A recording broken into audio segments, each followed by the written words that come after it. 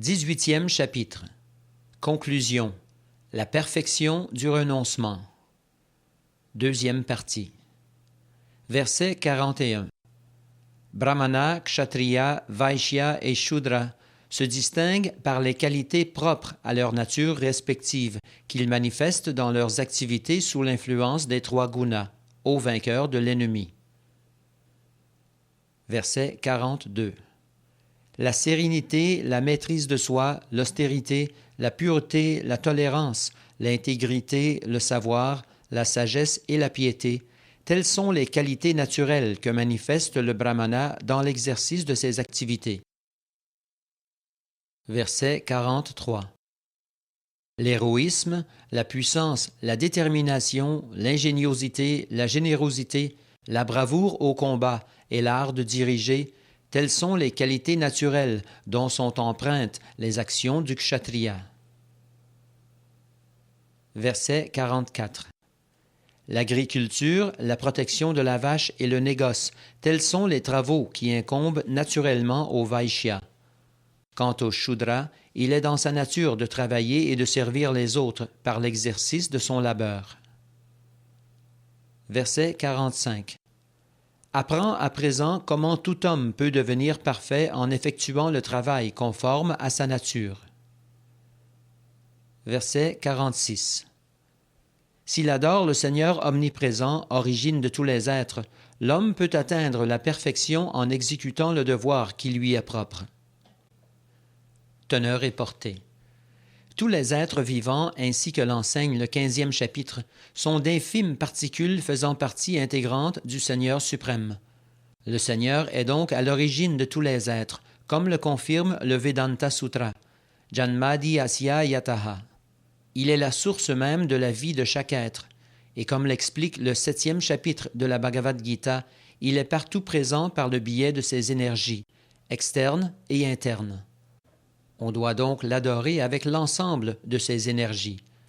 Toutefois, les Vaishnavas l'adorent plus particulièrement avec son énergie interne, son énergie externe n'étant en effet qu'un reflet dénaturé de celle-ci. L'énergie externe est une toile de fond, mais le Seigneur, par son émanation plénière, le Paramatma, manifeste partout son omniprésence. Il est l'âme suprême présente en tout lieu, en tous les devas, tous les hommes et tous les animaux. Chacun doit bien se rendre compte qu'en tant que partie intégrante du Seigneur suprême, son devoir est de le servir. Il faut le servir avec amour et dévotion, en pleine conscience de sa personne. C'est ce que recommande notre verset. On doit être conscient que c'est Krishna Rishikesha, le maître des sens, qui nous engage dans telle ou telle activité, et que les fruits de cette activité doivent être de nouveau investis dans l'adoration de ce même Krishna, Dieu, la personne suprême. En gardant toujours cette conscience de Krishna, on parvient par sa grâce à tout voir avec clarté, ce qui est la perfection de l'existence. Le Seigneur affirme dans la Bhagavad Gita qu'il veille personnellement à libérer son dévot. Tesham aham samuddarta. Telle est la plus haute perfection de l'existence, que l'on atteindra si l'on sert le Seigneur suprême à travers son occupation, quelle qu'elle soit. Verset 47. Mieux vaut s'acquitter de son devoir propre, fût-ce de manière imparfaite, que d'accomplir, même parfaitement, celui d'un autre. Les devoirs correspondant à sa nature ne sont jamais souillés par les conséquences du péché. Teneur et portée. La Bhagavad Gita prescrit les devoirs relatifs à chacun des varnas. Comme nous l'avons vu dans les versets précédents, les devoirs du brahmana, du kshatriya, du vaishya et du shudra sont déterminés par l'influence que les gunas exercent sur eux. Nul ne doit imiter le devoir d'un autre. Celui qui, par nature, est attiré par le genre de travail propre au shudra ne doit pas artificiellement prétendre être un brahmana, fût-il issu d'une famille de brahmanas. Ainsi, chacun doit se prêter au travail correspondant à sa nature propre. Il n'y a pas de sot métier pour qui sert le Seigneur suprême. Le devoir du brahmana, par exemple, relève certes de la vertu, mais si l'on n'est pas par nature situé dans la vertu, on ne doit pas imiter les occupations d'un brahmana. Le kshatriya qui gouverne un État doit se livrer à bien des actes tenus pour abominables. Il lui faut user de violence pour tuer ses ennemis ou parfois encore mentir pour des raisons diplomatiques. Cette violence, cette duplicité ressortissent au domaine politique. Le kshatriya ne doit pas pour autant délaisser son devoir, préférant remplir les fonctions du brahmana. On doit agir dans le but de satisfaire le Seigneur suprême. Arjuna est un kshatriya, pourtant il hésite à livrer bataille. Or, puisqu'il doit combattre pour Krishna, pour la personne suprême, il n'encourt aucune déchéance. Dans le domaine des affaires aussi, il arrive qu'un marchand doive mentir pour s'assurer un profit. Sans cela, il ne réaliserait aucun bénéfice. On entend parfois des marchands s'exclamer « Cher client, avec vous, je ne fais aucun bénéfice. » Chacun sait cependant que sans faire une marge de profit, un marchand ne peut subsister et que de tels propos sont évidemment mensongers. Le marchand ne doit cependant pas se croire tenu de quitter une profession qui l'oblige à mentir pour exercer celle du brahmana. Les Écritures ne le recommandent pas. Si l'homme, par son travail, sert la personne suprême, peu importe qu'il soit kshatriya, vaishya ou shudra, même les brahmanas, qui accomplissent différentes sortes de sacrifices, doivent parfois tuer un animal au cours de certaines cérémonies. De même, un kshatriya qui, dans l'exécution de son devoir, tue un ennemi, ne commet aucun péché. Le 3e chapitre explique clairement et en détail que tout homme doit agir pour Yagya, Vishnu, Dieu, la personne suprême. Tout acte visant la satisfaction personnelle enchaîne à la matière. Nous dirons pour conclure que chacun doit exercer une profession correspondant au guna spécifique qui marque son existence et n'agir que pour servir la cause du Seigneur suprême. Verset 48. Tout comme un feu est toujours couvert par de la fumée, toute entreprise est toujours ternie par quelque faute. Néanmoins, ô fils de Kunti, nul ne doit abandonner le travail conforme à sa nature, fût-il entaché de faute. Teneur et portée. Dans l'existence conditionnée, tout acte est entaché par l'influence des 3 gunas. Le brahmana lui-même doit parfois accomplir des sacrifices qui exigent l'immolation d'animaux. Pareillement, le kshatriya, fût-il d'une grande piété, n'a pas d'autre choix que de combattre l'ennemi. Le vaishya, le marchand, aussi pieux soit-il lui aussi, peut parfois se voir dans l'obligation, pour que son commerce survive, de cacher certains profits ou faire un peu de marché noir.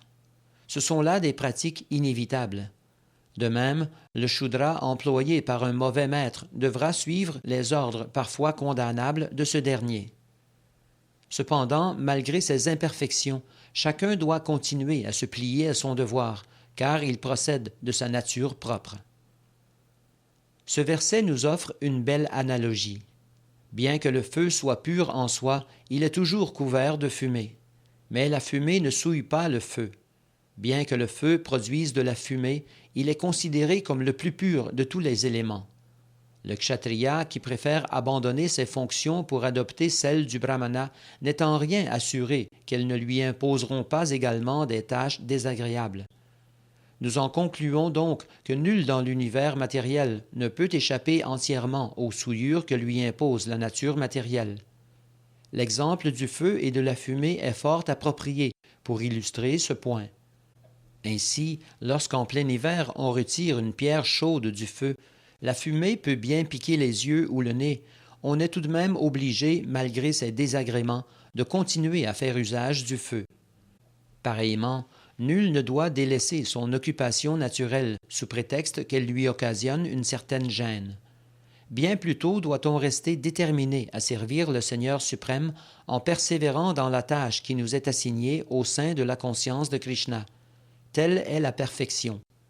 Lorsqu'un travail particulier est accompli pour la satisfaction du Seigneur suprême, il se trouve purifié de toutes ses imperfections. Et lorsqu'au contact du service de dévotion, les fruits de l'acte sont aussi purifiés, on développe une vision parfaite du soi, objet de la réalisation spirituelle. Verset 49. L'homme, maître de lui, est détaché. qui délaisse les plaisirs matériels, peut s'émanciper totalement des suites de ses actes grâce à la pratique du renoncement. Teneur et portée. Le vrai renoncement consiste à toujours se considérer comme une partie intégrante du Seigneur suprême, n'ayant à ce titre aucun droit de jouir du fruit de ses actes. N'étant nous-mêmes que d'infimes parcelles du Seigneur, c'est à lui que doit revenir la jouissance des fruits de nos actes. C'est ce qu'on appelle la conscience de Krishna. Celui qui agit dans la conscience de Krishna est un vrai sannyasi, un véritable renonçant. Il est satisfait car il agit pour le suprême. Il ne s'attache donc à rien de matériel. Il a pour habitude de ne trouver de plaisir que dans la félicité spirituelle que lui procure le service de dévotion. Le sannyasi est censé être affranchi des suites de ses actes passés. Or, l'être fixé dans la conscience de Krishna atteint tout naturellement cette perfection sans même avoir à embrasser l'ordre du renoncement. L'état d'esprit dépeint plus haut porte le nom de Yoga Rudha et il constitue la perfection du yoga. Comme nous l'avons vu au 3e chapitre, Yastu Atma Ratir Eva Syat. Celui qui trouve ainsi en lui-même sa satisfaction ne redoute plus les effets consécutifs à l'acte. Verset 50. Ô fils de Kunti, apprends comment celui qui est arrivé à cette perfection peut en atteindre la phase suprême, le Brahman, en laquelle réside la plus haute connaissance, en agissant comme je vais te l'expliquer brièvement. Teneur et portée. Le Seigneur explique à Arjuna comment atteindre la plus haute perfection en s'acquittant simplement de son devoir, mais en le faisant pour Dieu, la personne suprême. On s'élèvera au stade suprême du Brahman simplement en renonçant aux fruits de ses actes dans le but de satisfaire le Seigneur suprême. Telle est la voie de la réalisation spirituelle. La vraie perfection du savoir consiste à atteindre la pure conscience de Krishna, point qui sera développé dans les versets suivants. Versets 51 à 53. Purifié par l'intelligence, maîtrisant le mental avec détermination, renonçant aux objets du plaisir des sens, affranchi tant de l'attachement que de l'aversion, celui qui vit en un lieu retiré, qui mange peu et discipline son corps, son mental et ses paroles, qui toujours demeure ravi en contemplation, détaché, dénué de faux égaux, de vaine puissance et de fatuité, sans convoitise et sans colère, hermétique aux choses matérielles, libre de tout esprit de possession et paisible, se trouve certes élevé au niveau de la réalisation spirituelle. Teneur et portée. L'être purifié par son intelligence se maintient dans la vertu. Il est dès lors capable de dominer son mental et demeure dans un état permanent de contemplation. Il est détaché des objets du plaisir des sens et libéré de l'attachement et de l'aversion. Il aime vivre en un lieu retiré, ne mange pas plus que nécessaire et maîtrise les activités du corps et du mental. Parce qu'il ne s'identifie pas au corps matériel, il est affranchi du faux ego. Il ne cherche pas non plus à rendre son corps plus fort, plus beau, par toutes sortes de moyens matériels. Il ne montre pas de fatuité car sa conception de l'existence ne repose pas sur le corps. Il est satisfait de tout ce qui lui est offert par la grâce du Seigneur et n'est jamais contrarié quand les satisfactions matérielles viennent à lui manquer. Il ne fait d'ailleurs aucun effort pour obtenir les objets de plaisir des sens. Ainsi, entièrement libéré du faux ego, il perd tout attachement pour la matière. Il a atteint le niveau de la réalisation spirituelle du Brahman, Brahma Bhuta. L'homme affranchi de toute conception matérielle de l'existence connaît une sérénité que rien ne saurait troubler. La Bhagavad Gita l'affirme. À l'instar de l'océan immuable qui jamais ne déborde malgré les fleuves qui s'y jettent, celui qui demeure imperturbable devant le flot incessant des désirs peut seul trouver la paix, et certes pas celui qui cherche à les combler. Verset 54. Celui qui atteint le niveau transcendantal réalise aussitôt le Brahman suprême et ressent une joie très profonde. Il se montre égal envers tous les êtres et jamais ne s'afflige ni n'aspire à quoi que ce soit. Il obtient dès lors de me servir avec une dévotion pure. Teneur et portée. Atteindre le niveau du Brahma-Bhuta, s'identifier à l'absolu, constitue pour l'impersonnaliste le but ultime. Mais du point de vue du personnaliste, du pur dévot, il faut aller encore plus loin et s'engager sur la voie du service de dévotion pure. Il faut comprendre par là que l'être qui sert purement le Seigneur suprême avec amour et dévotion est déjà parvenu au niveau de la libération, c'est-à-dire qu'il a atteint le Brahma-Bhuta, l'unité avec l'absolu. Car sans cette unité, on ne peut servir l'absolu. Au niveau absolu, il n'existe aucune distinction entre celui qui sert et celui qui est servi. La différence existe, pourtant, dans un sens spirituel plus profond. Celui qui dans l'existence matérielle agit pour le plaisir des sens expérimente la souffrance, alors que l'être qui, sur le plan absolu, pratique le service de dévotion pure, ne connaît pas cette souffrance. Le dévot conscient de Krishna n'a aucun motif de lamentation et ne convoite rien. Parce que Dieu possède toute plénitude, l'être engagé dans son service, dans la conscience de Krishna, trouve à son tour la plénitude en lui-même.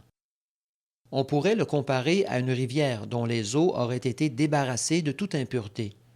Parce qu'il ne pense qu'à Krishna, le pur dévot est tout naturellement heureux. Ayant trouvé la plénitude dans le service du Seigneur, il ne s'inquiète ni des pertes ni des profits matériels. Fort du savoir que tout être vivant fait partie intégrante du Seigneur suprême, dont il est par conséquent le serviteur éternel, il n'éprouve aucun désir de jouir de la matière. Il ne voit ici-bas aucun être supérieur à un autre, car supérieur et inférieur sont des concepts éphémères, et un dévot ne prend jamais en considération le va-et-vient des manifestations temporaires. Pour lui, l'or ne vaut pas plus que la pierre, et le plus grand personnage de l'univers n'a pas plus d'importance que la fourmi. Telles sont donc les caractéristiques de celui qui se trouve au niveau du Brahma-Bhuta, niveau qu'atteignent sans peine les purs dévots. À ce stade, l'idée de s'identifier au Brahman suprême en annihilant son individualité propre paraît infernale, et l'idée de vivre sur les planètes édéniques extravagante. Les sens sont pour leur part devenus aussi inoffensifs que les crochets brisés d'un serpent. De même qu'il n'y a pas lieu de craindre un serpent dont les crochets sont brisés, il n'y a pas lieu de craindre les sens une fois qu'ils sont maîtrisés. Pour celui que la matière a corrompu, le monde matériel est misérable, mais pour le dévot, il est aussi merveilleux que Vaikunta, le royaume spirituel. On peut atteindre ce stade par la grâce du Seigneur, Chaitanya Mahaprabhu, qui, en notre âge, enseigna le pur service de dévotion. Verset 55. Seule la pratique du service de dévotion permet de me connaître tel que je suis, Dieu, la personne suprême. L'être qui, en raison d'une telle dévotion, devient pleinement conscient de moi, entre dans mon royaume divin. Teneur et portée. Il n'y a que la dévotion, et non la spéculation intellectuelle, qui permettent de connaître Dieu, la personne suprême, Krishna, ainsi que ses émanations plénières.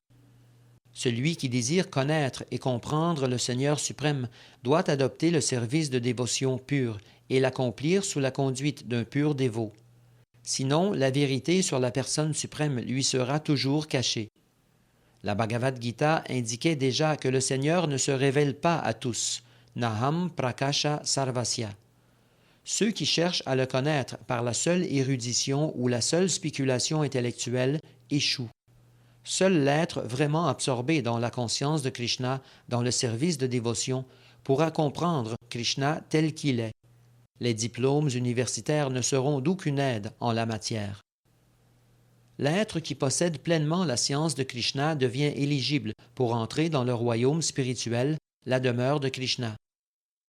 Atteindre le niveau du Brahman ne signifie pas, répétons-le, perdre son identité propre. L'existence éternelle du service de dévotion implique la présence à la fois de Dieu et de son dévot. Cette vérité existe à jamais, même après la libération. Par libération, il faut entendre affranchissement de la conception matérielle de l'existence, car, comme dans l'existence matérielle, On retrouve dans l'existence spirituelle la distinction entre Dieu et les êtres, l'individualité de chacun, mais dans la pure conscience de Krishna. Il ne faut pas se méprendre sur le sens du mot vishate, il entre en moi, et y voir un argument moniste selon lequel on se fond dans le Brahman impersonnel. Non. Le mot vishate signifie que l'on entre dans le royaume du Seigneur suprême tout en gardant son individualité propre pour vivre en sa compagnie et le servir. Un oiseau au plumage vert qui pénètre sous les vertes frondaisons d'un arbre ne cherche pas à s'identifier à l'arbre, mais à se délecter de ses fruits. Pour justifier leur thèse, les impersonnalistes aiment à donner l'exemple du fleuve qui se jette dans l'océan. Même si se fondre ainsi dans l'océan de l'absolu apporte un certain bonheur à l'impersonnaliste, le personnaliste, lui, garde son individualité comme un poisson dans l'eau. Quand on explore les fonds de l'océan, on y trouve d'innombrables entités vivantes. Il ne suffit pas de regarder la surface de l'océan, il faut voir les êtres aquatiques qui vivent dans ses profondeurs. En raison de son pur service de dévotion, le dévot peut avoir connaissance des qualités et des perfections transcendantales du Seigneur suprême. Le 11e chapitre mentionnait déjà que seul le service de dévotion permet de connaître le Seigneur. On retrouve la même idée ici. Grâce au service de dévotion, on pourra connaître Dieu, la personne suprême, et pénétrer dans son royaume. Une fois atteint le niveau où l'on est libéré des concepts matériels, le niveau du Brahma Bhuta, commence le service de dévotion, et ce, par l'écoute de ce qui a trait au Seigneur. Lorsqu'on écoute les gloires du Seigneur suprême, on s'établit tout naturellement au niveau du Brahma Bhuta, et l'on se guérit de la contamination matérielle, la cupidité et la convoitise des plaisirs des sens. Plus le désir et la concupiscence s'effacent du cœur du dévot, plus ce dernier s'attache au service du Seigneur, attachement qui le purifie de la souillure de la matière. Ainsi, comme le confirme le Srimad Bhagavatam, il lui est possible de connaître le Seigneur. La bhakti, le service de dévotion, continue même après la libération.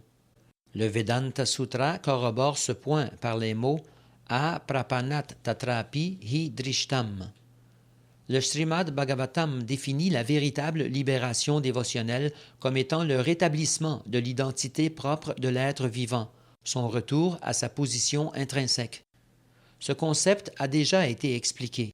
Chaque être vivant constituant un fragment infime, une partie intégrante du Seigneur suprême, sa condition essentielle est de le servir. Jamais, après la libération, ce service offert au Seigneur ne prend fin. La vraie libération consiste à se libérer de ces concepts erronés sur l'existence. Verset 56. Bien qu'occupé à des activités de toutes sortes, celui qui jouit de ma protection, mon pur dévot, atteint par ma grâce l'éternelle et impérissable demeure. Teneur et portée. Le mot Madhyapashraya signifie sous la protection du Seigneur suprême. Afin de se purifier de la contamination de la matière, le pur dévot agit sous la direction du Seigneur ou de son représentant, le maître spirituel. Il n'est pas limité par le temps. Il est occupé 24 heures sur 24, sans aucune réserve, à suivre les directives du Seigneur suprême. Le Seigneur témoigne une infinie bonté aux dévots qui s'absorbent ainsi dans la conscience de Krishna. En dépit de toutes les difficultés qu'il aura à traverser, celui-ci se verra finalement élevé jusqu'à la demeure transcendantale, Krishna Loka. L'entrée de cette demeure suprême où tout est inaltérable, éternel, impérissable et omniscient lui est assurée. Verset 57. Dans tous tes actes, ne dépends que de moi, et place-toi constamment sous ma protection. Dans l'exécution de ce service dévotionnel, sois toujours pleinement conscient de moi. Teneur et portée. Jamais un homme qui agit dans la conscience de Krishna ne se conduit comme s'il était le maître du monde. Il se comporte en serviteur, entièrement subordonné au Seigneur suprême. Un serviteur ne jouit d'aucune indépendance, il n'agit que sur l'ordre de son maître. De même, le serviteur du Maître suprême n'agit qu'en son nom et n'est touché ni par l'échec ni par la réussite de ses entreprises. Il se contente d'accomplir son devoir avec foi, conformément aux instructions du Seigneur. On pourrait objecter néanmoins qu'Arjuna était sous la direction personnelle de Krishna. Mais comment se comporter lorsque le Seigneur n'est pas personnellement présent? Il faut comprendre qu'en se conformant aux instructions données par Krishna dans la Bhagavad Gita et en suivant son représentant, le maître spirituel, on obtiendra les mêmes résultats que si le Seigneur était présent en personne. Dans notre verset, il faut attacher une grande importance au mot Matparaha. Il indique qu'il ne doit y avoir pour nous d'autre but dans la vie que d'agir au sein de la conscience de Krishna pour satisfaire Krishna. En agissant ainsi, on ne doit penser qu'à Krishna. Si l'on se dit « Krishna m'a assigné ce devoir particulier », on pensera forcément à Krishna. Telle est la perfection de la conscience de Krishna. Notons cependant qu'il ne faut pas offrir au Seigneur suprême les résultats d'un acte accompli au gré de sa fantaisie, sans rapport aucun avec le service de dévotion effectué dans la conscience de Krishna. Il faut agir en accord avec les commandements de Krishna. C'est là un point très important. L'ordre de Krishna nous parvient à travers la succession disciplique des lèvres d'un maître spirituel authentique. Voilà pourquoi suivre l'ordre du maître spirituel doit être tenu pour le devoir primordial de l'existence. Celui qui trouve un maître spirituel authentique et agit sous sa direction s'assure la perfection de l'existence dans la conscience de Krishna. Verset 58. Si tu deviens conscient de moi, tu franchiras par ma grâce tous les obstacles de l'existence conditionnée. Si, toutefois, ne m'écoutant pas, tu n'agis pas dans une telle conscience, mais sous l'empire du faux ego, tu seras perdu. Teneur et portée. Le dévot tout à fait fixé dans la conscience de Krishna satisfait aux exigences quotidiennes de la vie, sans que cela lui cause de soucis exagérés. Les sots ne peuvent comprendre cette absence marquée de tout tracas. C'est qu'en fait, Krishna devient l'ami le plus intime de celui qui agit en étant conscient de lui, et il prend toujours grand soin de son bien-être. Krishna se donne à cet ami dévoué qui s'efforce à tout moment de le satisfaire par ses actions. Nul ne devrait donc se laisser emporter par le faux ego, par une conception matérielle de l'existence centrée sur le corps. On ne doit pas artificiellement se croire indépendant des lois de la nature matérielle, ou libre d'agir à sa guise, car tout être conditionné est soumis aux lois strictes de la matière. Cependant, aussitôt qu'il agit dans la conscience de Krishna, il se libère des intrications propres à celle-ci. Notons ici que l'homme qui agit hors de la conscience de Krishna se perd dans la tourmente du monde matériel, dans l'océan des morts et des renaissances. Nulle âme conditionnée ne sait en vérité ce qu'il faut faire ou ne pas faire. L'être conscient de Krishna, par contre, a toute liberté d'action, car ses actes lui sont suggérés de l'intérieur par Krishna et confirmés par le maître spirituel. Verset 59. Si tu n'agis pas selon mes directives, si tu refuses de livrer bataille, tu te fourvoieras, et de par ta nature, il te faudra quand même combattre. Teneur et portée. Arjuna est un guerrier, né avec une nature de kshatriya. Son devoir inné consiste donc à combattre.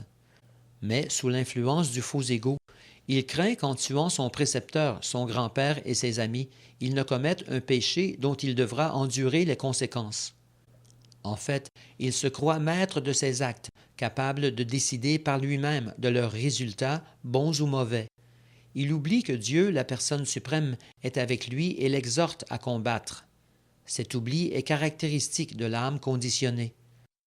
Le Seigneur suprême indique quels sont les actes bons et mauvais, et l'être n'a qu'à suivre ces directives, en agissant dans la conscience de Krishna, pour atteindre la perfection de l'existence.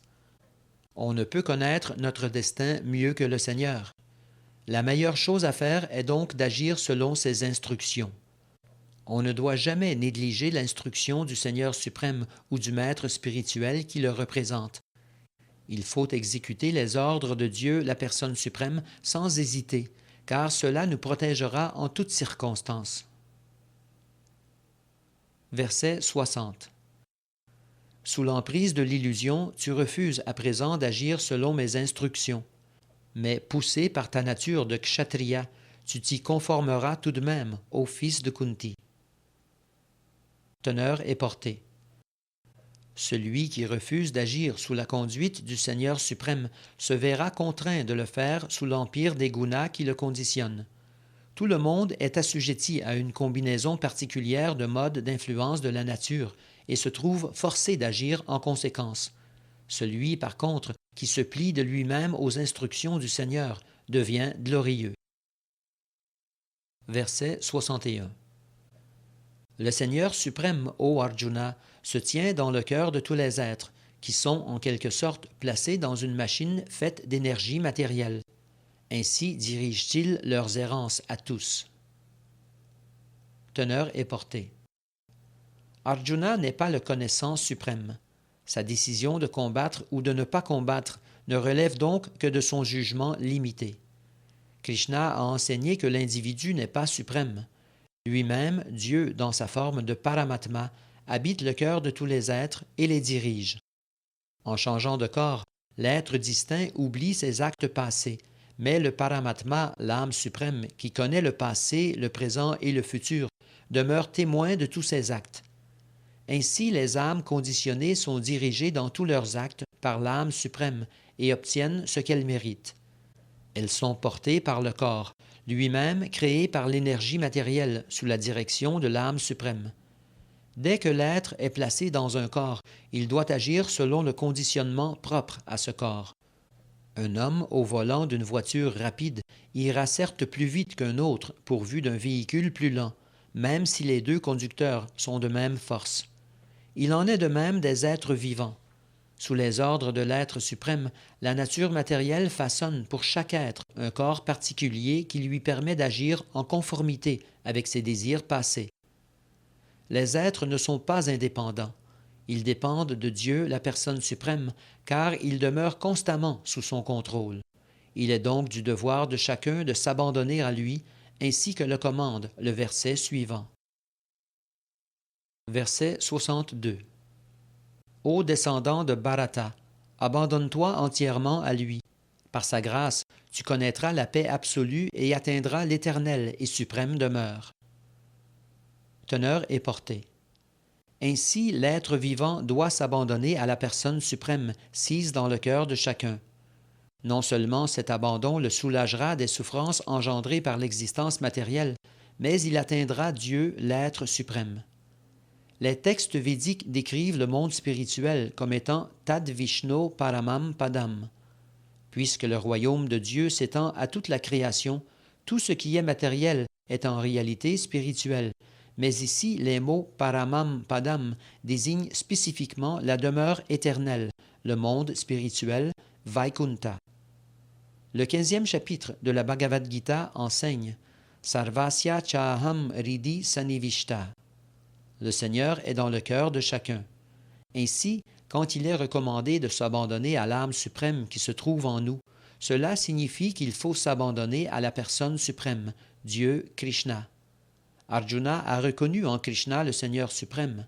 Déjà, dans le 10e chapitre, il voyait en lui le Param Brahma, Param Dhamma.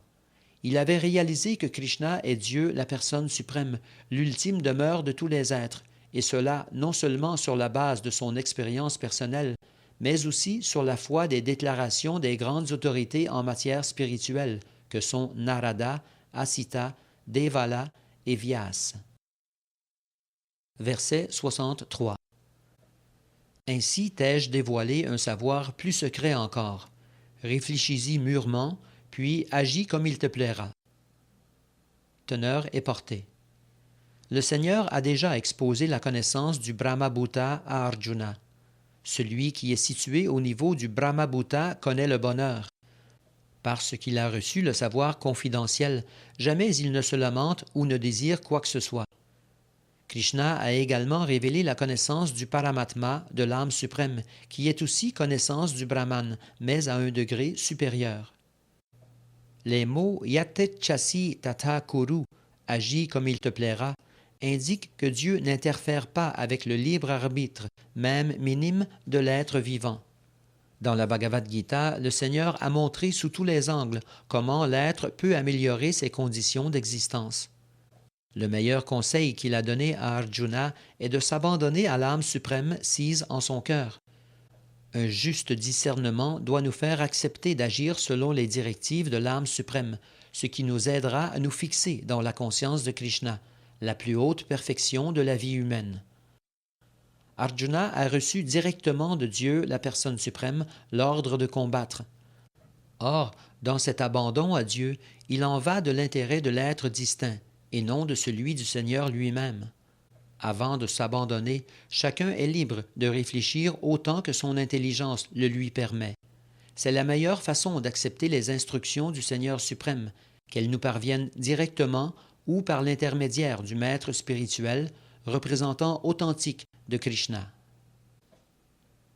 Verset 64. Parce que tu es mon ami très cher, je vais te révéler ma suprême instruction, la plus confidentielle. Écoute mes paroles, car je les dis pour ton bien. Teneur et portée. Le Seigneur a révélé à Arjuna la connaissance intime du Brahman, puis celle plus intime encore de l'âme suprême sise dans le cœur de chacun. Maintenant, il va lui révéler la part la plus secrète de ce savoir, le simple abandon à Dieu, la personne suprême. Au dernier verset du 9e chapitre, il disait « Man mana » emplis toujours de moi tes pensées. Il répète dans le verset qui suit la même instruction pour bien insister sur le fait qu'il s'agit de l'essence même de la Bhagavad Gita. Cette essence, l'homme ordinaire ne peut la saisir, alors que c'est chose aisée pour celui qui est très cher à Krishna, pour le pur dévot. Cet enseignement est le plus important des enseignements dispensés dans l'ensemble des écrits védiques. Ce que dit Krishna ici constitue la part la plus essentielle du savoir et devrait être mise en pratique par tous les êtres et non par Arjuna seulement. Verset 65. Pense toujours à moi, deviens mon dévot, offre-moi ton hommage et voue-moi ton adoration, et tu viendras à moi assurément. Je te le promets car tu es mon ami très cher. Teneur et portée. Le point le plus confidentiel du savoir est que l'on doit devenir un pur dévot de Krishna, toujours penser à lui et agir pour lui. Il ne s'agit pas de devenir un professionnel de la méditation. La vie doit être organisée de façon à ce que l'on puisse penser à Krishna à tout moment, que les activités quotidiennes soient toujours liées à lui. En fait, on doit façonner sa vie de manière à ce que, durant les 24 heures du jour, on ne pense qu'à Krishna. Car le Seigneur promet à celui qui manifeste cette conscience divine qu'il retournera vivre auprès de lui en sa demeure et le verra personnellement. Krishna révèle cette partie la plus intime du savoir à Arjuna parce qu'il est son ami très cher.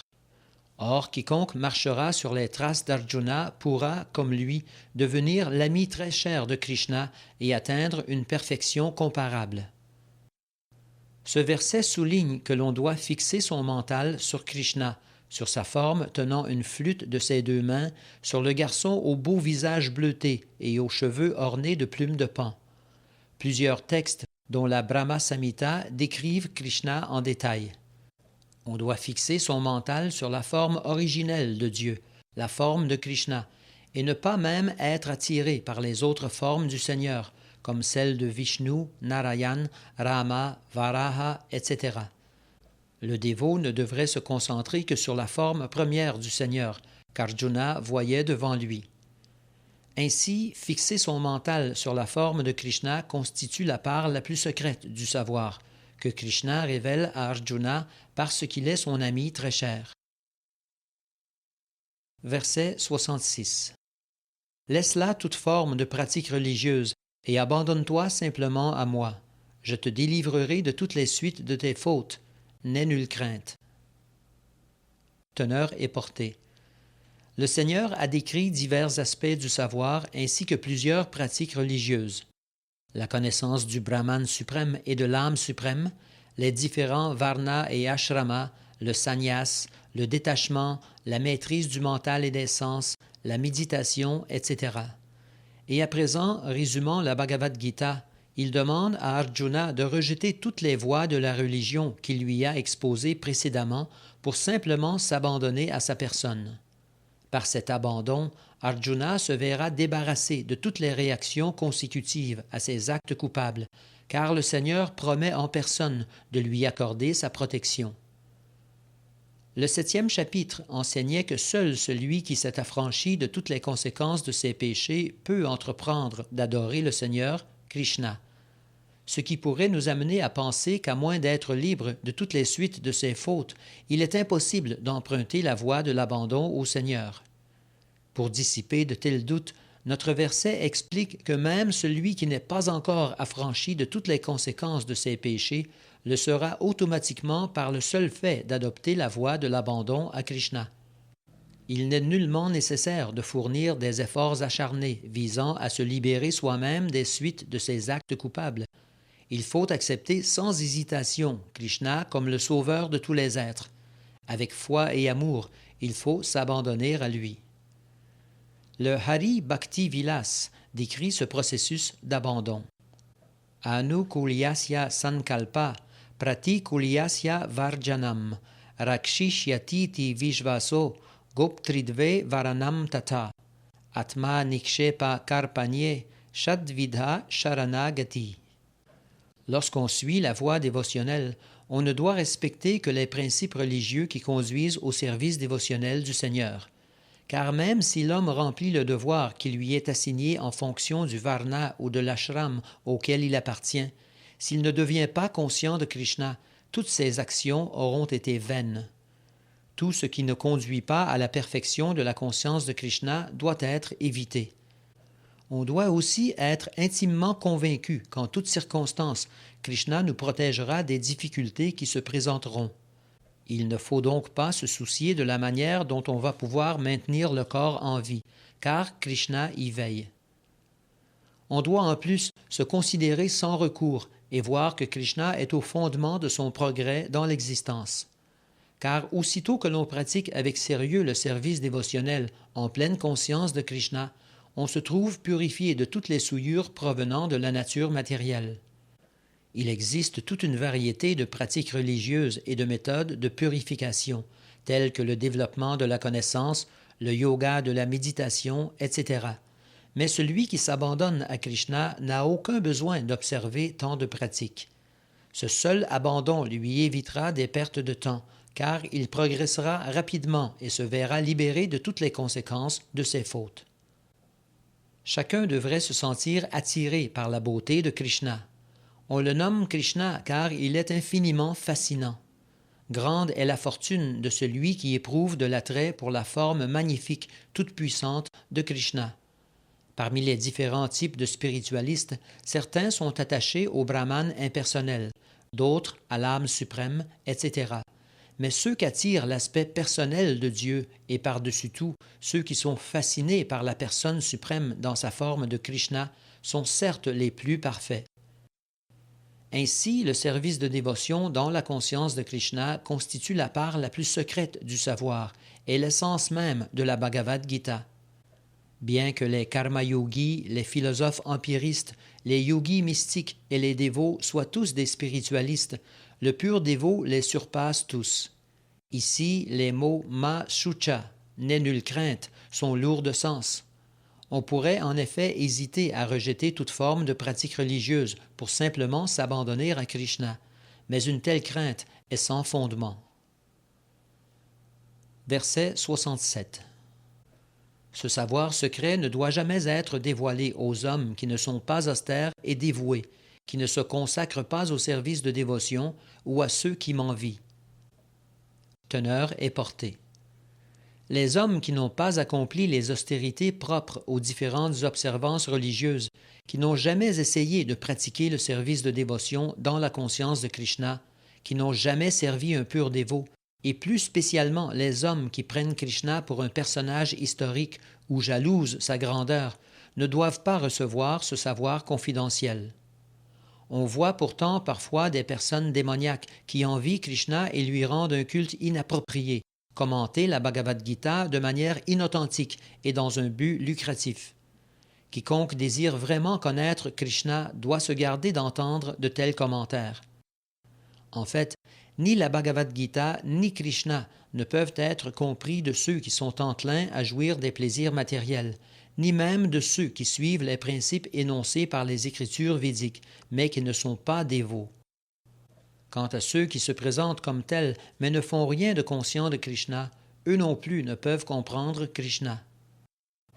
Nombre d'hommes envient Krishna parce qu'il a montré dans la Bhagavad Gita qu'il est l'être suprême et que nul ne lui est supérieur ou même égal.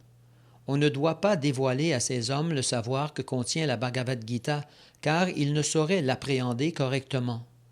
L'homme sans foi ne peut comprendre ni la Bhagavad Gita ni Krishna. Si l'on n'a pas reçu la connaissance de Krishna des lèvres de l'autorité en la matière, le pur dévot, on ne doit pas essayer de commenter la Bhagavad Gita. Verset 68. Celui qui enseigne à mes dévots ce secret suprême obtient de me servir avec une dévotion pure, et à la fin, il revient infailliblement à moi. Teneur et portée. Il est préférable d'étudier la Bhagavad Gita entre dévots, car les non-dévots ne sont pas en mesure de la comprendre ou de comprendre Krishna. Ceux qui n'acceptent ni Krishna tel qu'il est, ni la Bhagavad Gita telle qu'elle est, ne doivent pas essayer d'expliquer ce texte sacré au gré de leur fantaisie et commettre ainsi des offenses.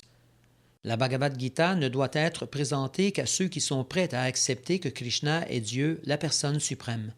Elle est un sujet d'étude pour les dévots, non pour les hommes qui se livrent à la spéculation philosophique. D'un autre côté, quiconque s'efforce sincèrement de présenter la Bhagavad Gita telle qu'elle est, progressera dans sa vie dévotionnelle et atteindra la dévotion pure, qui lui assurera le retour en sa demeure originelle, auprès de Dieu, la personne suprême. Verset 69. En ce monde, aucun de mes serviteurs ne m'est plus cher que lui, et jamais aucun ne sera plus aimé. Verset 70. Et je déclare que celui qui étudie notre entretien sacré m'adore par son intelligence. Verset 71. Quant à celui qui l'écoute avec foi, sans envie, il s'affranchit des suites de ses actes coupables et atteint les planètes propices où vivent les gens pieux. Teneur et portée. Dans le 67e verset de ce chapitre, le Seigneur a spécifiquement interdit que la Bhagavad Gita soit exposée à ceux qui l'envient. La Bhagavad Gita est donc uniquement destinée aux dévots. Pourtant, on voit parfois ces derniers donner des conférences publiques devant une audience où l'on ne trouve évidemment pas que des dévots. Comment cela peut-il se justifier? Notre verset indique que parmi les hommes, nombreux sont ceux qui, sans être dévots de Krishna, n'éprouvent envers lui aucune jalousie et ont foi en Dieu, la personne suprême. S'ils entendent parler du Seigneur des lèvres d'un authentique dévot, ils se verront aussitôt affranchis de toutes les suites de leurs fautes et atteindront les planètes où vivent les hommes vertueux. Ainsi, simplement en écoutant la Bhagavad Gita, même celui qui ne cherche pas à devenir un pur dévot obtient au moins le résultat qui découle des actes vertueux. Le pur dévot offre à chacun l'occasion de se libérer de toutes les conséquences de ses péchés et de devenir un dévot du Seigneur. Les hommes libérés de toutes les répercussions de leurs actes coupables, les hommes vertueux, adoptent en général très facilement la conscience de Krishna. Le mot punya karmanam employé ici mérite qu'on s'y arrête. Il renvoie à l'exécution de grands sacrifices mentionnés dans les écrits védiques, tels que l'Ashvamedha Yagya. Les êtres qui s'avèrent vertueux dans l'accomplissement du service de dévotion, mais ne sont pas entièrement purs, pourront atteindre l'étoile polaire Dhruva Loka, où règne Dhruva Maharaj, un grand dévot du Seigneur. Verset 72. Ô fils de Pritha, conquérant des richesses, as-tu tout bien écouté avec attention? Ton ignorance et tes illusions se sont-elles à présent dissipées? Teneur et portée. Le Seigneur agit en tant que maître spirituel d'Arjuna. Son devoir lui commande donc de s'enquérir si son disciple a bien saisi tout le message de la Bhagavad Gita. Le Seigneur se tient prêt à lui expliquer de nouveau n'importe quel point énoncé, ou même, au besoin, l'entière Bhagavad Gita. En fait, quiconque reçoit la Bhagavad Gita des lèvres d'un maître spirituel authentique, que ce soit Krishna en personne ou son représentant, voit se dissiper toute son ignorance. La Bhagavad Gita n'est pas un livre ordinaire, l'œuvre d'un poète ou d'un romancier. C'est Dieu, la personne suprême, qui l'énonce. Quiconque est assez fortuné pour en recevoir l'enseignement de la bouche de Krishna ou de son représentant authentique est assuré de se voir libéré et d'échapper ainsi aux ténèbres de l'ignorance. Verset 73. Arjuna dit « Ô cher Krishna, toi qui es infaillible, mon illusion s'est maintenant évanouie. J'ai, par ta grâce, recouvré la mémoire. Me voici résolu, libéré du doute, et prêt à agir selon ta volonté. » Teneur et portée. Par essence, en vertu de sa condition inhérente, l'être représenté ici par Arjuna doit agir selon les directives du Seigneur suprême. Il est dans sa nature de se discipliner. Chaitanya Mahaprabhu enseigna que la véritable position de l'être vivant est celle de serviteur éternel de Dieu. Quand il oublie cette vérité, il se voit conditionné par la nature matérielle, alors que quand il sert Dieu, il connaît la libération, tout en demeurant serviteur. Par nature, l'être vivant est destiné à servir.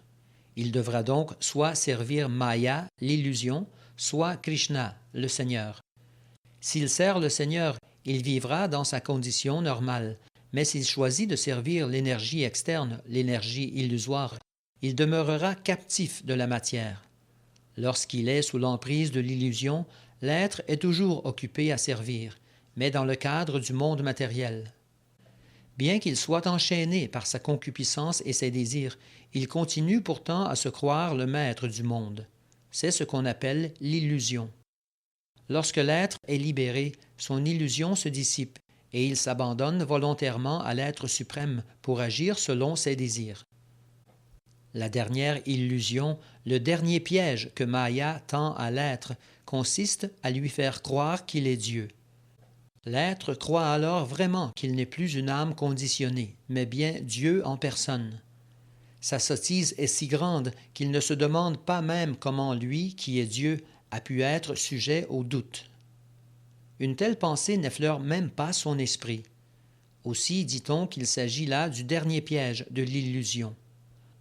En vérité, s'affranchir de l'énergie illusoire, c'est comprendre Krishna, Dieu, la personne suprême, et accepter d'agir en se conformant à sa volonté.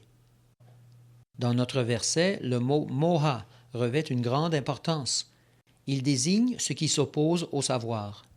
Le vrai savoir consiste à comprendre que tout être vivant est le serviteur éternel du Seigneur, alors que l'illusion consiste à nier sa condition originelle de serviteur et à se croire le maître du monde, tant le désir de dominer la nature matérielle est prééminent. On pourra s'affranchir de cette illusion grâce à la miséricorde du Seigneur ou de son pur dévot. Alors on acceptera de conformer ses actes à la conscience de Krishna. Agir dans la conscience de Krishna, c'est agir selon les instructions de Krishna. L'âme conditionnée, illusionnée par l'énergie externe, la matière, ignore que le Seigneur suprême est le Maître, qu'il est omniscient et que tout ce qui existe lui appartient. Le Seigneur peut accorder tout ce qu'il désire à ses dévots. Il est certes l'ami de tous les êtres, mais il montre un penchant particulier pour ses dévots. Il est le maître de la nature matérielle et de toutes les entités vivantes. C'est également lui qui contrôle le temps éternel, lui encore qui possède l'opulence infinie et la toute-puissance. Dieu, la personne suprême, peut même se donner à son dévot. Celui qui ne le connaît pas vit sous l'empire de l'illusion. Il ne devient pas son dévot, mais reste le serviteur de Maya. Arjuna, toutefois, après avoir écouté le Seigneur énoncer la Bhagavad Gita, s'affranchit de toute illusion. Il put comprendre que Krishna n'était pas seulement son ami, mais Dieu, la personne suprême. Il comprit Krishna tel qu'il est. Tel est le fruit que confère l'étude de la Bhagavad Gita. Lorsqu'un homme possède la pleine connaissance, tout naturellement, il s'abandonne à Krishna. Lorsque Arjuna comprit que réduire la croissance inopportune de la population était le plan de Krishna, il accepta de se conformer à son désir en engageant le combat. Il reprit ses armes, son arc et ses flèches pour combattre selon la volonté de Dieu. Verset 74. Sanjaya dit: Ainsi ai-je entendu la conversation entre ces deux grandes âmes que sont Krishna et Arjuna. Et si merveilleux est leur message que les poils se dressent sur mon corps. Teneur et portée. Au début de la Bhagavad Gita, nous avons vu Dhritarashtra demander à Sanjaya, son secrétaire, de lui rapporter les événements qui se déroulaient sur le champ de bataille de Kurukshetra. La Bhagavad Gita tout entière fut révélée à Sanjaya en son cœur par la grâce de son maître spirituel, Vyas. Ainsi, Sanjaya put-il exposer le déroulement des événements. Le dialogue de la Bhagavad Gita, dialogue entre deux grandes âmes, a ceci de merveilleux qu'il n'avait jamais eu lieu auparavant et que jamais non plus un tel échange ne se reproduira. Il est merveilleux encore parce que Dieu, la personne suprême, parle de lui-même et de ses diverses énergies à un être vivant, Arjuna, son dévot. Si nous marchons sur les traces d'Arjuna pour comprendre Krishna, notre vie sera heureuse et couronnée de succès. Sanjaya, réalisant cette vérité, rapporte à Dhritarashtra la conversation. Et il en arrive à la conclusion que partout où se trouvent Krishna et Arjuna, on trouve aussi la victoire. Verset 75. Par la grâce de Vyas, j'ai entendu cet entretien des plus confidentiels directement des lèvres de Krishna, le maître du yoga mystique, qui en personne parlait à Arjuna. Teneur et portée. Vyas est le maître spirituel de Sanjaya. Ce dernier reconnaît que c'est par la grâce de son maître qu'il a pu comprendre Dieu, la personne suprême. La signification de ces paroles est que l'on ne doit pas chercher à appréhender Krishna directement, mais par l'intermédiaire du maître spirituel. Le maître spirituel agit comme un intermédiaire transparent, mais l'expérience spirituelle n'en reste pas moins directe. Tel est le mystère de la filiation spirituelle. Si le maître spirituel est authentique, on pourra entendre la Bhagavad Gita directement, comme Arjuna l'entendit. Il existe dans le monde bon nombre de yogis d'obédiences diverses, mais Krishna, lui, est le maître de tous les systèmes de yoga. L'enseignement de Krishna est très explicitement énoncé dans la Bhagavad Gita. On doit s'abandonner à lui. Celui qui s'abandonne ainsi est le plus grand des yogis, ainsi que le confirme le dernier verset du 6e chapitre. Yoginam api sarvesham. Narada est le disciple direct de Krishna et le maître spirituel de Vyas. Ainsi, puisqu'il appartient à la succession disciplique issue de Krishna, Vyas est un maître tout aussi authentique qu'Arjuna, et Sanjaya est son disciple direct. Par la grâce de Vyas, les sens de Sanjaya furent purifiés, lui permettant de voir et d'entendre Krishna directement. Toute personne qui entend directement Krishna sera à même de saisir le savoir secret révélé dans la Bhagavad Gita, tandis que celle qui ne suit pas la succession disciplique ne pourra pas comprendre Krishna. Par conséquent, son savoir demeurera toujours imparfait, du moins en ce qui concerne la Bhagavad Gita. La Bhagavad Gita analyse les différents yogas, le Karma Yoga, le Jnana Yoga et le Bhakti Yoga. Or, Krishna en est le maître. Sachons également que non seulement Arjuna eut la grande fortune d'entendre et de comprendre Krishna de façon directe, mais Sanjaya aussi, par la grâce de Vyas. Il n'existe en fait aucune différence entre le fait d'écouter la parole de Krishna en personne et celui de l'entendre par l'intermédiaire d'un maître spirituel authentique, tel que Vyas. Le maître spirituel représente également Vyasadeva, et selon le système védique, les disciples célèbrent le jour anniversaire du maître spirituel par une cérémonie appelée Vyasa Puja. Verset 76. Ô roi, au souvenir réitéré de ces paroles saintes, merveilleuses, qu'échangèrent Krishna et Arjuna, j'éprouve une immense joie, dans une exaltation de chaque instant. Teneur et portée. Le savoir révélé dans la Bhagavad Gita est si transcendantal que quiconque se familiarise avec les propos échangés entre Krishna et Arjuna devient vertueux et ne peut plus oublier leur conversation. Tel est le caractère transcendantal des choses spirituelles. Quiconque écoute la Gita d'une source autorisée directement de la bouche du Seigneur obtient la pleine conscience de Krishna. La conscience de Krishna a pour résultat de nous éclairer toujours plus et elle nous donne de vivre dans la joie à chaque instant de notre existence. Verset 77. Et lorsque, ô roi, la forme prodigieuse de Krishna surgit dans ma mémoire, mon émerveillement et ma joie ne font que croître. Teneur et portée. Il semble bien que Sanjaya ait pu, lui aussi, par la grâce de Vyas, voir la forme universelle du Seigneur révélée à Arjuna. Certes, il est dit que jamais auparavant Krishna n'avait manifesté une telle forme et que celle-ci ne fut dévoilée qu'à Arjuna, mais quelques grands dévots, dont Vyas, purent en cet instant la voir eux aussi. Vyas est l'un des grands dévots du Seigneur et il est considéré comme un puissant avatar de Krishna.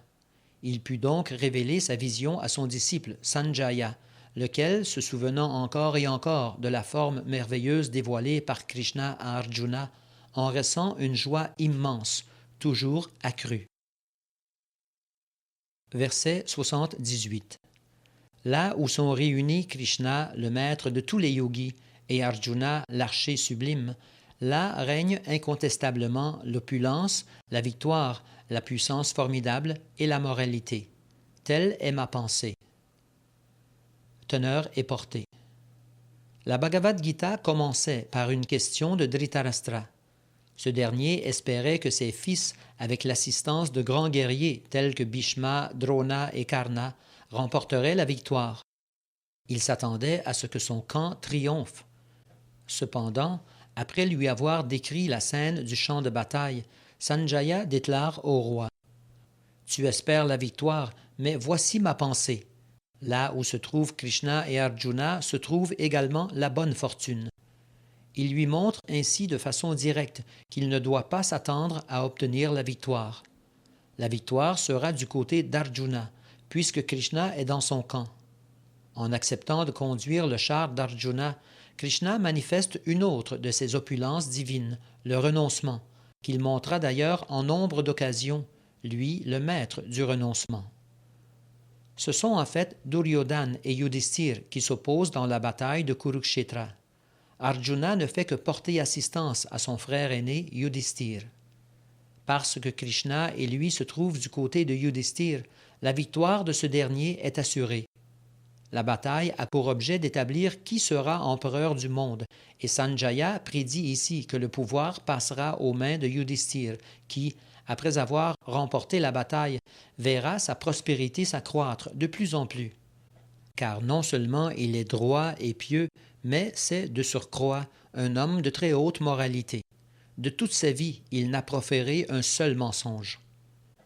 Bien des hommes auxquels l'intelligence fait défaut prennent la Bhagavad Gita pour une simple discussion entre deux amis sur un champ de bataille. Si tel était le cas, un tel livre ne mériterait pas le nom d'écriture sacrée. Certains avancent que Krishna fut immoral en poussant Arjuna à combattre, mais ici la vérité est clairement établie. La Bhagavad Gita enseigne la moralité la plus élevée. Cette moralité suprême est résumée au verset 34 du 9e chapitre. Man mana bhava mad bhakto.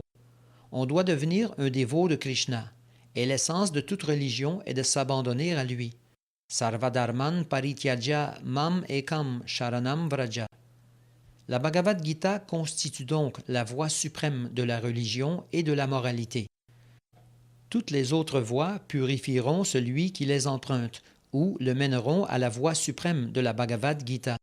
Mais c'est en cet écrit sacré, en son enseignement ultime, qu'il pourra trouver le summum de la moralité et de la religion, à savoir s'abandonner à Krishna. Telle est la conclusion du 18e chapitre. Par l'étude de la Bhagavad Gita, nous comprenons que si la méditation et la spéculation philosophique peuvent nous conduire à réaliser notre nature spirituelle, l'abandon total à Krishna constitue la plus haute perfection. Telle est l'essence des enseignements de la Bhagavad Gita. L'observance des principes régulateurs du Varnashram Dharma et des pratiques religieuses est certes une voie confidentielle d'acquisition de la connaissance, mais la méditation et le développement de la connaissance le sont davantage encore. L'abandon à Krishna à travers le service de dévotion en pleine conscience de sa personne constitue l'enseignement le plus confidentiel de tous. Telle est la quintessence du 18e chapitre. La Bhagavad Gita enseigne encore que l'ultime vérité est la personne suprême, Krishna. La réalisation de la vérité absolue se présente, on l'a vu, sous 3 aspects. Le Brahman impersonnel, le Paramatma situé dans le cœur de tous les êtres, et enfin Bhagavan, la personne suprême, Krishna. Par connaissance parfaite de la vérité absolue, il faut entendre connaissance parfaite de Krishna. Toutes les branches de la connaissance sont incluses dans la connaissance de Krishna. Krishna transcende la matière, car il est toujours situé en son éternelle puissance interne. Les êtres vivants forment son énergie et se divisent en 2 catégories, les uns éternellement conditionnés, les autres éternellement libérés. Ils sont innombrables et font tous partie intégrante de Krishna. Quant à l'énergie matérielle, elle se manifeste en 24 éléments. La création matérielle qui s'opère sous l'action du temps éternel est créée puis dissoute par la puissance externe du Seigneur. Ces créations et dissolutions ou manifestations et non-manifestations se répètent dans un cycle sans fin. La Bhagavad Gita traite essentiellement de 5 sujets: le Seigneur suprême, la nature matérielle, les êtres vivants, le temps éternel et les différents types d'actions. Les 4 derniers éléments dépendent du premier, Dieu, la personne suprême, Krishna. Les différentes conceptions de la vérité absolue, c'est-à-dire le Brahman impersonnel, le Paramatma ou toute autre conception spirituelle que l'on peut en avoir, sont comprises dans la personne suprême. Bien que la personne suprême, l'être vivant, la nature matérielle et le temps semblent distincts, rien ne se distingue en réalité du suprême. Mais simultanément, le suprême diffère de tout. Telle est la philosophie qu'enseigna Sri Chaitanya. Dieu est inconcevablement à la fois différent et non différent de tout. Cette philosophie représente la parfaite connaissance de la vérité absolue. Dans sa condition originelle, l'être distinct est pur esprit, fragment infime de l'esprit suprême. On pourrait comparer Krishna au soleil et les êtres aux rayons du soleil. Ils forment l'énergie marginale, car ils peuvent être liés soit à l'énergie spirituelle, soit à l'énergie matérielle. En d'autres termes, ils sont situés entre les énergies spirituelles et matérielles. Et parce qu'ils appartiennent à l'énergie supérieure, ils sont dotés d'un fragment d'indépendance. En faire bon usage, c'est pour eux se placer sous la tutelle de Krishna, pour ainsi recouvrer leur condition naturelle au sein de la puissance de félicité du Seigneur. Ainsi s'achèvent les teneurs et portées de Bhaktivedanta sur le 18e chapitre de la Srimad Bhagavad Gita, traitant de sa conclusion, la perfection du renoncement. Fin de la Bhagavad Gita.